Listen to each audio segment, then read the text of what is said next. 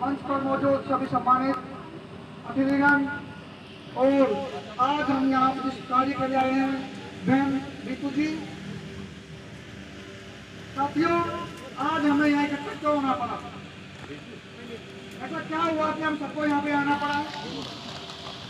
आप सभी लोग जानते हैं एक गौरग्राम कॉलेज के अंदर प्रिंसिपल सविता राय जी हैं और ब्राह्मणवादी मानसिकता से ग्रस्त है और उन्होंने हमारे बहन के साथ जो किया जातिवादी मानसिकता से ग्रस्त होकर उसके विरोध में आज हम हैं।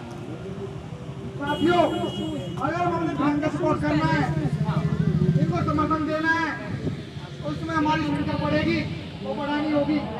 या हम 20-25-50 लोगों से नहीं होगा, आपको जाके सबको बोलना पड़ेगा कि आपको 20-50 लोगों को बताना होगा। इनके समर्थकों में इतनी भीड़ इकट्ठी कर दो, सविता राय तो क्या देश का शिक्षा मंत्री को भी झुकना पड़ेगा अगर हमारी मेजॉरिटी होगी तो। साथियों, देश ऐसा है कि मानसिक जातिवादी मानसिकता है थी और रहेगी, उसको खत्म करने के लिए मैं समझता हूँ एक प्रयास राजेंद्र पाल गौतम जी के नेतृत्व में मिशन जय भीम के द्वारा किया जा रहा है। आप लोग इसमें समर्थन दोगे तो देश का एक दिन ऐसा आएगा देश से जातिवाद खत्म करके चलेंगे।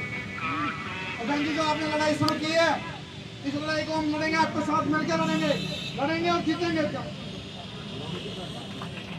इस लड़ाई को हम लड़ेंगे भी और जीतेंगे भी। मिशन जय भीम राजेंद्र पाल जी के नेतृत्व में है। हम आपको विश्वास दिलाते हैं, आपके साथ हम तन मन धन से तैयार हैं। जब तक आप लड़ाई जारी रहेगी, हम आपके साथ हैं। आप जैसा भी आपका आदेश होगा, हम उस पर तैयार हैं। साथियों, इस जातिवादी मानसिकता को हमें तोड़ना होगा। खाली ये नहीं आप हम ग्रुप में जाके एक ग्रुप आ जा रहे, ग्रुप एक ऐसा माहौल बनाया जाए, एक दिन इकट्ठा होकर एक धरना प्रदर्शन किया जाए कि सरकार को उसी दिन झुकना पड़े। गूंगी बहरी सरकार है, सरकार आपका सेंटर में गूंगी बहरी सरकार है, सुनेगी नहीं आपकी। आपको टुकड़े में बांट के रख रखा है। कभी ओबीसी की बात करते हैं, कभी एससी की बात करते हैं, कभी माइनॉरिटी की बात करते हैं, हमको बांट रखा है। आप सबको इकट्ठा होकर कि गूंगी बहरी सरकार के खिलाफ लड़ना होगा और जीतना होगा, नहीं तभी हम कामयाब होंगे। अदरवाइज ये सरकार की पॉलिसी ऐसी चल रही है कि आपको ये खत्म कर देंगे। आरक्षण के नाम पर से अलग बहुत सारी चीजें हैं। आरक्षण तो एक ऐसी चीज है जिसमें हमें डिमोरलाइज कर दिया, हमें आर्थिक रूप से कमजोर किया। जो हमारे कुछ लोग ऐसे थे नौकरी पाकर सक्षम हुए, पढ़े लिखे, लेकिन उन्होंने देखा कि तो लोग पढ़ने लगे, अपने हक हकूक की बात करने लगे। उनको ऐसा बनाया जाए कि अपने हक के बारे में जान ना सके, पहचान ना सके, उनके लड़ ना सके। बाबा साहब ने कहा अपना हक लेना है तो आपको लड़ना होगा। लड़ने के लिए आपको मेजोरिटी दिखानी होगी। ताकि हम वक्त काफी है, मैं बहुत नारे लगवाऊंगा। उसके बाद सविता राय मुर्दाबाद, सविता राय मुर्दाबाद, पुलिस प्रशासन मुर्दाबाद, पुलिस प्रशासन मुर्दाबाद, सविता राय होश में आओ, सविता राय होश में आओ। रितु जी संघर्ष करो, हम तुम्हारे साथ हैं। रितु जी संघर्ष करो, हम तुम्हारे साथ हैं। जय भीम, नमो बुद्धाय। मंच पर आसीन राष्ट्रीय अध्यक्ष मिशन जय भीम राजेंद्र पाल गौतम जी, पूर्व मुख्यमंत्री दिल्ली सरकार और हमारे बहुत ही वरिष्ठ सुप्रीम कोर्ट एडवोकेट साथी और सभी मिशन जय भीम के साथी और यहाँ समाज के और बहुजनों के दर्द में शामिल होने वाले आप सभी साथियों को क्रांतिकारी जय भीम। जैसा कि आप सभी जानते हैं, ये शोषण की प्रथा जो है ये आज की नई प्रथा नहीं है। ये शोषणकारी मानसिकता इनकी पूर्व से चलती आ रही है, जिसको आज तक जारी रखा हुआ है। और ये बहुत ही शर्मनाक बात है कि ये शिक्षा के क्षेत्र में ज्यादा होने लगा है। शिक्षा के क्षेत्र में देखिए, या शिक्षा जिसको मंदिर कहा जाता है, वहां पर भी शोषण का दमन का एक चक्र चल रहा है, जो कि हम सबके लिए शर्मनाक बात है। क्या इनको शर्म नहीं आती कि ये समाज के साथ एक मानवता के विरुद्ध जाकर किसी के साथ भी अन्याय करने को तैयार होते, सिर्फ जातिवादी मानसिकता चलते हुए? क्या हम सभी लोगों को एक मानवता का आधार अपने जीवन में नहीं अपनाना चाहिए कि सभी को समान दृष्टि से देखा जाए, सभी के साथ समानता का व्यवहार किया जाए, सभी के साथ न्यायप्रिय बात की जाए। कई जगह तो आप अन्याय और संविधान के विरुद्ध जाकर भी लोगों को फेवर कर जाते हैं और किसी का हक भी देने से आप बहुत कतराते हैं और उन पर अत्याचार अन्याय कर उनको अलग साइड करने की भी मानसिकता रखते हैं। क्या आप ये नहीं देख रहे हैं कि भारत देश में कुछ लोगों के लिए कुछ अलग कानून चल रहे हैं, कुछ लोगों के लिए कुछ अलग संस्थाएं चल रही है, कुछ लोगों के लिए अलग सत्ता चल रही है और कुछ लोगों को दोयम दर्जे का नागरिक माना जा रहा है। साथियों, ये एक बहन ऋतु की बात नहीं है, बात है समाज के न्याय की। जो अन्याय पूर्व से चलता आ रहा था वो एक मुखौटा सामने दिखाई दे रहा है और उसके लिए आज बहुजन समाज और आप सब लोग हम यहाँ एकत्रित हुए और भविष्य में भी जब तक न्याय नहीं मिलता हम लोग इनके साथ हैं, हमेशा साथ हैं। चाहे घर से चाहे समाज से जहाँ से भी हम लोगों को एकत्रित होना होगा, सभी लोग इनके साथ हैं और रात दिन कहीं भी क्षेत्र में जहाँ भी आप अन्याय देखें किसी का भी खुलकर विरोध कीजिए, कहीं भी छुपना नहीं है, डरना नहीं है। पूरा समाज एकजुट हो चुका है और अन्याय के खिलाफ अब हम लोग शांत नहीं बैठने वाले, चुप नहीं बैठने वाले। इसके लिए बहुत बहुत कुर्बानियां देनी पड़ेगी, कुछ ना कुछ हम लोगों को अपना न्यौछावर करना पड़ेगा। साथियों, इस सब के लिए आप लोग तैयार हैं क्योंकि एक क्रांति का दौर है, क्रांति का दौर चल चुका है और इस समय आप लोग उस व्यवस्था को, उस मानसिकता को पलट सकते हैं यदि आप लोग सभी लोग एकजुट होकर इस अन्याय के खिलाफ अपनी ताकत को मजबूत करें। धन्यवाद। जय भीम, जय भारत, जय भीम, जय भीम, जय भीम। धन्यवाद। धन्यवाद सूरज भान जी, बहुत बहुत धन्यवाद। इसी बीच अभी हमारे बीच हरिद्वार से हमारे स्वामी जी अकरानंद जी आए हुए हैं, अकरियानंद जी, और अपने ही समाज से हैं। रात मेरी बात हुई थी इनसे। मंच पर आसीन मिशन जय भीम के संचालक अध्यक्ष महोदय और इस मिशन जय भीम को दिल्ली से लेकर पूरी दुनिया तक पहुंचाने वाले महामहिम रणपाल गौतम जी। वक्त का समय पाबंद मुझे कर दिया गया है क्योंकि मेरी आदत ज़्यादा खराब है। मैं जब बोलता हूँ, कथा प्रवचन करता हूँ तो 2-2 ढाई बोलता रहता हूँ, लेकिन फिर भी विषय पे मैं कहूँगा। वेद शास्त्र की मैं पढ़ता हूँ, कुरान में मैं पढ़ता हूँ, बाइबल में पढ़ता हूँ, गुरु ग्रंथ साहब में पढ़ता हूँ, रविदास जी को पढ़ता हूँ, कबीर साहब को पढ़ता हूँ, संत तुकाराम को पढ़ता हूँ, संत फल्टू को पढ़ता हूँ, नानक देव को पढ़ता हूँ। सभी को पढ़ के ये निर्णय लिया कि बाबा साहब ने उस समय सबको पढ़ के निर्णय नहीं लिया होता तो आज आप हम सब यहाँ नहीं होते। आज आप हम सब यहाँ नहीं होते।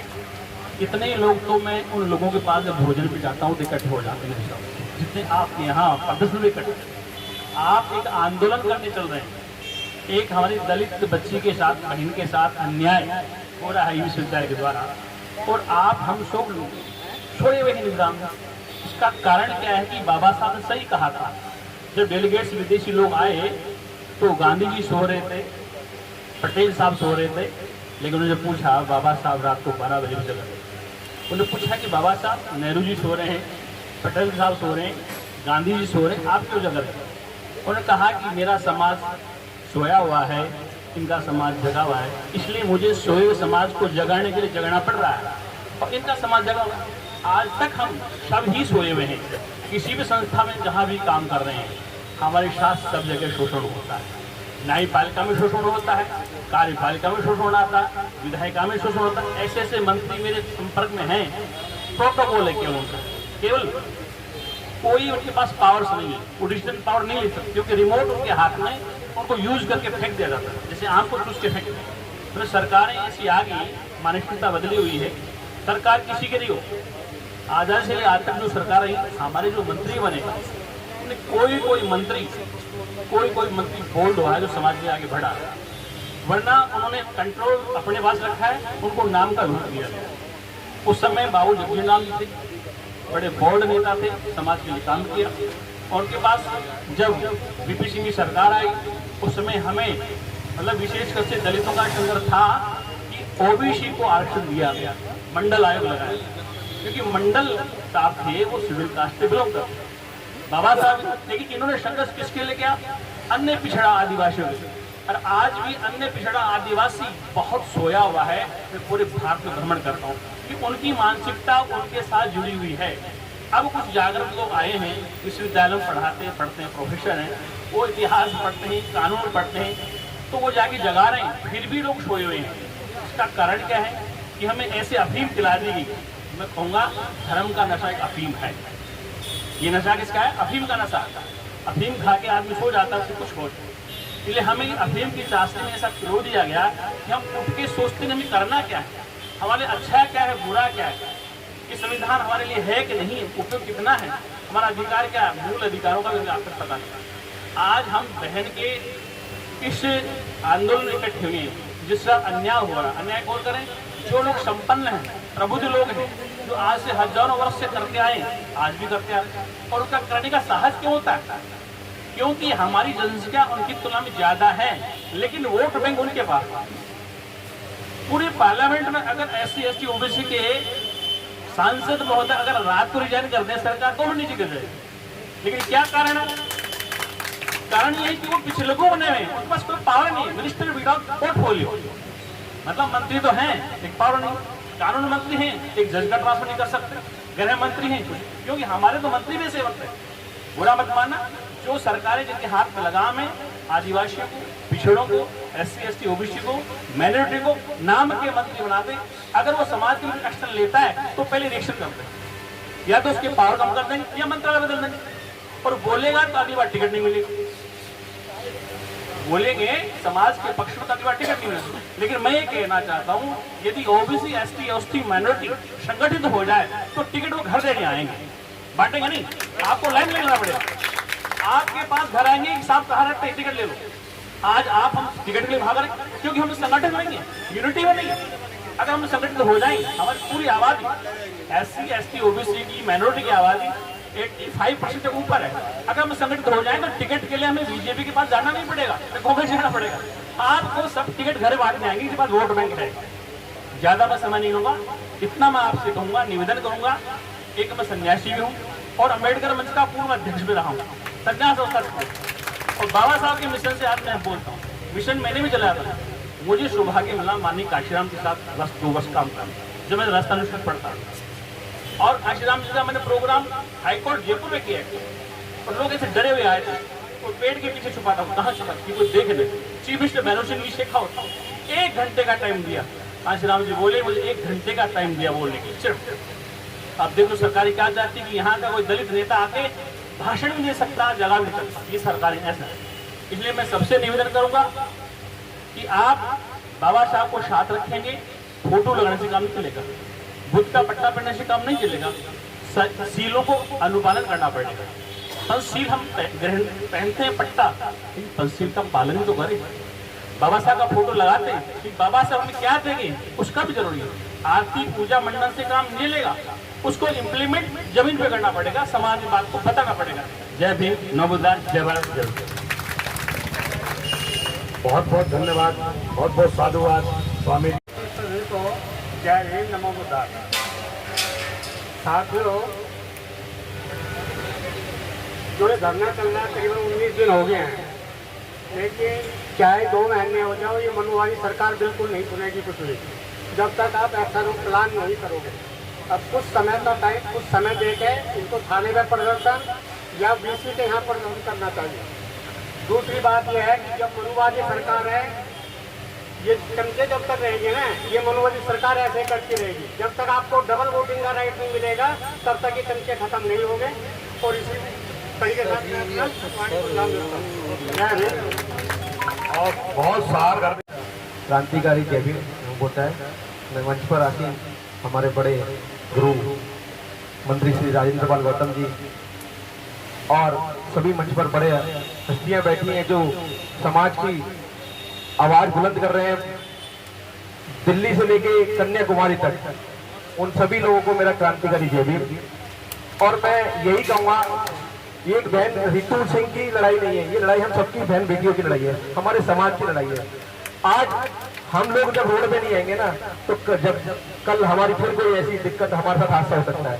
तो हम लोगों सबको एकता से और एक यूनिटी बनाकर, चाहे वो कोई भी संघ चलाता हो, चाहे वो कोई सा भी मिशन चलाता हो, पर हमें यहाँ पर एक होकर बहन रितु सिंह के साथ मिलकर अपनी लड़ाई को लड़ना है। कल हमारी कोई दूसरी बहन रितु के साथ ऐसा ना हो, और इसके लिए हमें सबको घर घर जाकर अपनी बहन, अपनी बेटी, अपनी माँ, सबसे ये बात कर रखनी है और कहनी है कि हमें इस जंग में, इस लड़ाई में सबको एक साथ मिलकर, एक साथ होकर इस लड़ाई को जीतना है। और आज हमें ये बताया, जो डॉक्टर प्रोफेसर जो हैं, जो लोगों को शिक्षा देते हैं, आज उनके साथ ही हो रहा है, तो कल जो शिक्षा लेने वालों के साथ क्या करते हुए दिल्ली यूनिवर्सिटी के अंदर।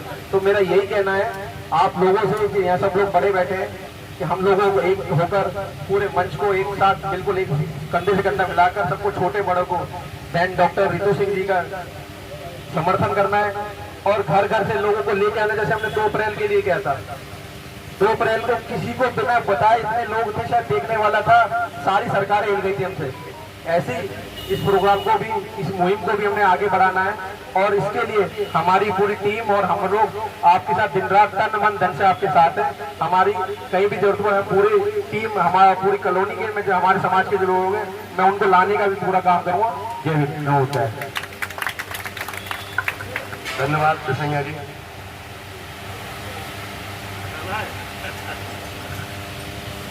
हमारा एक पेज एडमिशन मैं दिसंबर 2020 से जुड़ा हूं।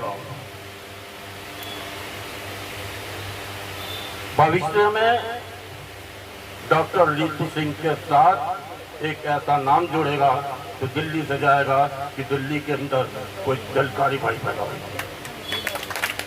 तो रितु जी, आप संघर्ष करो। महमूद प्राचार्य जी आपके साथ हैं, राजेंद्र पाल गौतम आपके साथ हैं, किसी कपिल भानु प्रताप जैसे साथ हैं, अब तो महाराज हरदेवर से भी आ गए हैं। आप सबको नमो बुद्धाय। जय जय जय जय जय भीम, जय जय जय जय जय भीम। प्रोफेसर योगिता राय के लिए 2 लाइन कहते हुए जा रहा हूँ। जो लगाते हैं घात, जो लगाते हैं घात करने से पहले बात, जो लगाते हैं घात करने से पहले बात, उनकी न कोई जात न कोई औकात। तो जो रॉय है उनकी औकात के साथ हम सब लोग एक दिन ऐसी लात मारेंगे कि वे दिल्ली यूनिवर्सिटी के अंदर घुस नहीं सकती। जय भीम, जय भारत, नमो बुद्धाय। बहुत बहुत साधुवाद सर, आपने बहुत अच्छी बातें रखी हैं। और साथियों, इसी कड़ी में हमारे वीर डॉक्टर टेकचंद जी हैं, मैं उनसे निवेदन करूंगा वो भी अपने विचार। डॉक्टर टेकचंद जी।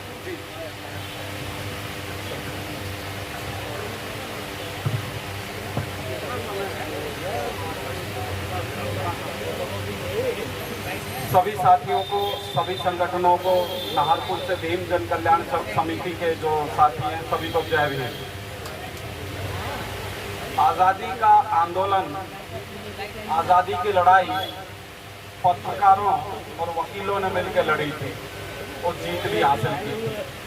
और आज हमारे पास पत्रकारों और वकीलों की पूरी टीम है, हम भी जीत हासिल करेंगे।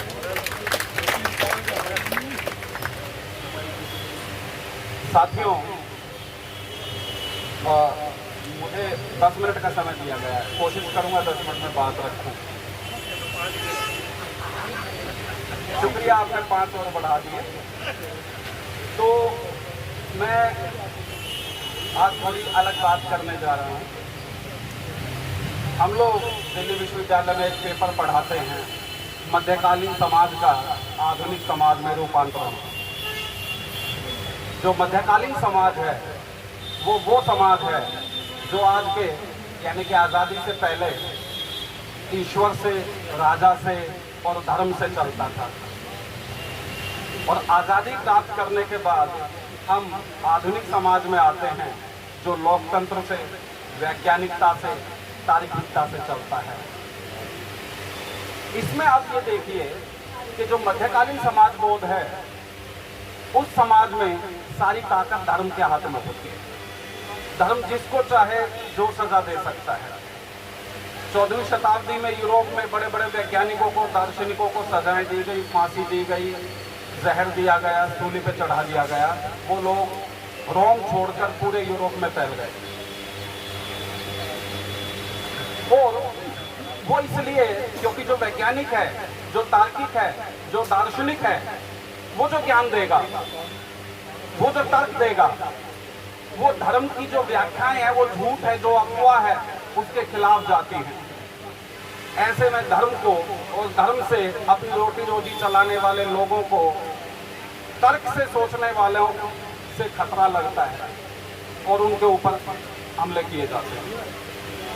और मध्यकाल में जितना निर्माण है, जितना लिखना है, उन सब के केंद्र में ईश्वर हुआ है। ईश्वर के लिए ग्रंथ लिखे गए, ईश्वर के लिए महल बनाए गए। सब चीजों के केंद्र में ईश्वर है और राजा है, मनुष्य कहीं नहीं है।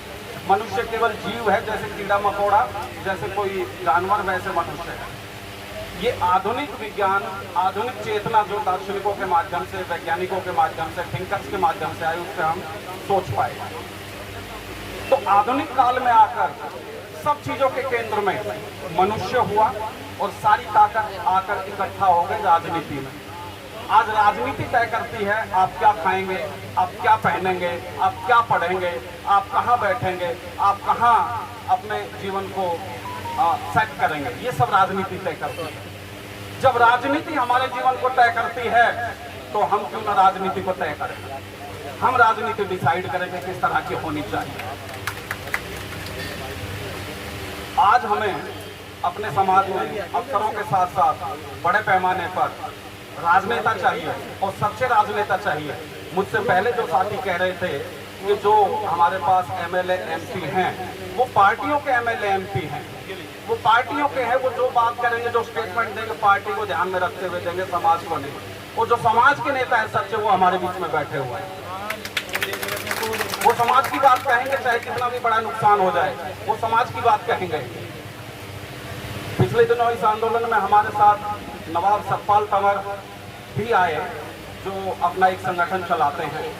वो लगातार कोशिश कर रहे हैं, देश भर के अलग अलग जगहों पर उन पर 50 से ज़्यादा मुकदमे दर्ज हैं और जो उनका तरीका है वो उस तरीके से चल रहे हैं। एक साथी ने आलोचना की, लेकिन हम अलग अलग तरीकों से कोशिश कर रहे हैं अपना एक सेटअप लेके। अगर आप कल को नेता बनते हैं, हमें नेता भी चाहिए। नागपुर से हमारे राकेश कुमार जी युवा नेता लगातार लगे हुए हैं और लगातार जूझ रहे हैं बसपा के बैनर तले सभी साथी संगठनों के साथ। हमें ऐसे नेता चाहिए जो समाज के बीच में रह के काम करें, सही मुद्दों पे काम करें। अन्यथा इस विश्वविद्यालय में सैकड़ों हजारों की संख्या में दलित वर्ग के शिक्षक भी हैं, कर्मचारी भी हैं, इलाके में एमएलए और एमपी भी है। कोई यहाँ पर क्यों नहीं पहुँच रहे हैं। निर्भया का जो आंदोलन हुआ था उसमें पूरे देश से लोग आए थे, हम भी गए थे। लेकिन निर्भया तक ये नहीं था कि जो पीड़ित है उसकी जाति देखी जाएगी। निर्भया के बाद जब ये लोग सत्ता में आते हैं, ये लोग पीड़ित को जाति के आधार पर फर्क करने लगे। यदि दलित पीड़ित है तो उसके साथ लोग नहीं आएंगे और उनके वर्ग का पीड़ित है तो पूरी अपनी जुडिशरी, पूरी पॉलिटिकल पावर लगा के और आदमी को टारगेट करते हैं। वही स्टेटमेंट कपिल मिश्रा देते हैं, प्रवेश साहिब सिंह वर्मा देते हैं और वो खुले घूम रहे हैं। और उससे हल्का स्टेटमेंट कोई अन्य देता है, उसके घर पर बुलडोजर चला दिया जाता है, जेल में ठूस दिया जाता है। ये जो फर्क है ये हमें समझना होगा। ये फर्क पैदा कर रही है राजनीति। जब राजनीति हमारा जीवन तय कर रही है तो हमें भी राजनीति तय करनी चाहिए और ये जरूर करना चाहिए। मैं इस तरह की बातें आपके सामने रखना चाह रहा था। जिस तरह से आंदोलन शुरू से चला हुआ है बड़ी मजबूती के साथ, बीच बीच में थोड़ी बात आती है कि भाई समय लगेगा, क्योंकि ये सत्ता ऐसी नहीं है जो भूख हड़ताल से, आंदोलन से पिघले। मैं पहले कह चुका हूं, जब ये लोग लिस्ट देकर भेजते हैं गुंडों को, केरोसिन देकर भेजते हैं कि इसका घर जलाना है, इसके घर पे बलात्कार करना है, इसका बुलडोजर चलाना है, तो आप उनसे उम्मीद करेंगे कि उनका हृदय पिघलेगा और वो न्याय देंगे? वो न्याय देंगे जब हम उनके वोट बैंक में टेंट करेंगे, उनके वोट बैंक को नुकसान करेंगे। और उसके लिए जरूरी है जो उनका वोट बैंक बना हुआ है, जिसमें हमारा वर्ग बहुत बड़ा है। यहाँ एक शब्द की बार बार बात आती है, ब्राह्मणवाद। तो ब्राह्मणवाद किसी जाति में नहीं है कि भाई ब्राह्मण में है या राजपूत में है। वो एक प्रवृत्ति है, एक टेंडेंसी है, एक व्यवहार है हमारे आदमी के अंदर भी है। पिछले ही हफ्ते शिक्षक दिवस पर यहीं से केंद्रीय मंत्री अर्जुन राम मेघवाल निकल कर गए हैं इसी सड़क से, और वो यहाँ उन्होंने इस बात का नोटिस नहीं लिया।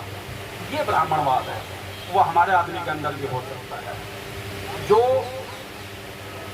मतांध होकर सत्ता के पीछे चलता है पद के लालच में, और जो सारे संसाधनों को अपने हक में करना चाहता है, वो ब्राह्मणवादी है। एक स्त्री भी ब्राह्मणवादी हो सकती है, मर्दवादी हो सकती है। ये प्रवृत्ति है, ये टेंडेंसी है, दिमाग का सोचने का फर्क है, हमें ये समझना होगा। और दूसरे वर्ग के लोग हमारे साथ आते हैं, हमें उनको साथ लेना है।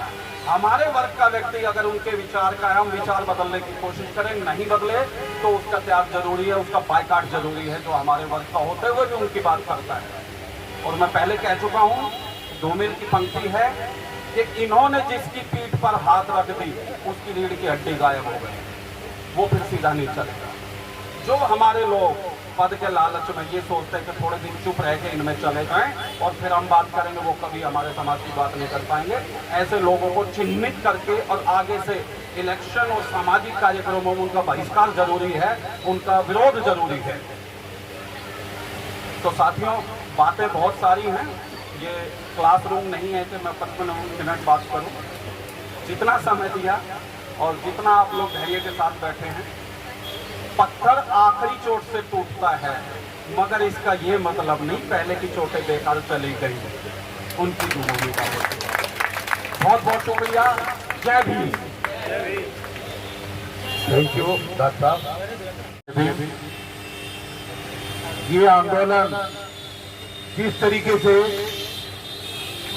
दिन प्रतिदिन नए नए संगठनों के सहयोग से, समर्थन से दिल्ली और देश के अलग अलग राज्यों के कॉर्नर तक पहुंच रहा है,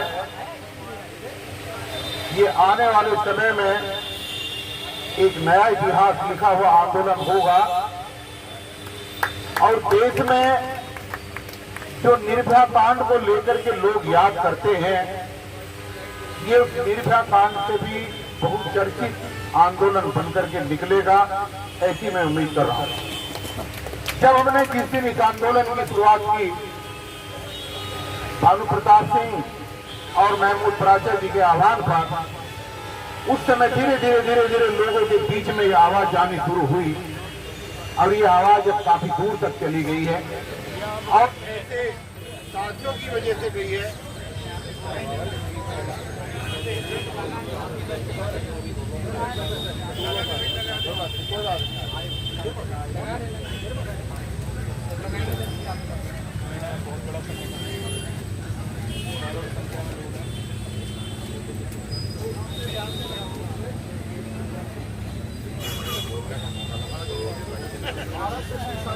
ये साजिश है।